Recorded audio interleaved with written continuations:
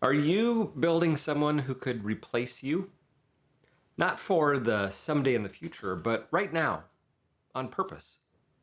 In my history, I'd be the go to person on the team, and questions came to me, decisions ran through me, and I told myself that I was fine and that I was being responsible. But here's what was actually happening: I couldn't take on bigger challenges because I was still carrying the old ones. Think about how any shop that runs heavy equipment, if you want to upgrade the machine, you can't do it while it's still running the work. You have to take it offline first. And a leader works the same way. If your hands are full of the work that you've already mastered, there's no room to pick up what's next. So the question isn't just about your team, it's about you.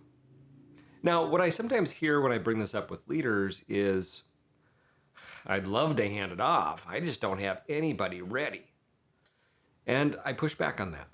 Because in most cases, not all, but in many cases, they're not ready because you're still the go to person. Your current presence in that role is part of what's keeping them from having to own it and to grow. Think about how you grew fastest in your own career. Was it when someone sat with you and walked through everything and held your hand, or was it when someone handed you a challenge that was a bit beyond your current ability and trusted you to figure it out? For most people, it's the second one: being stretched, not just coached. That's what really builds real ownership. So here's how I think about this now: there are really two fronts that a leader has to manage at once.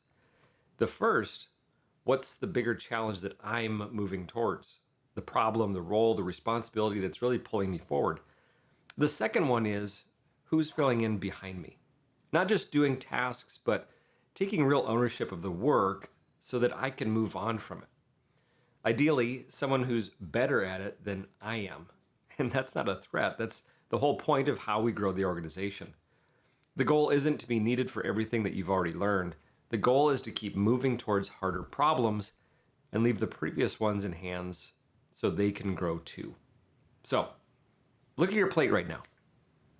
What are you still carrying that someone else could own if you got out of the way long enough to let them?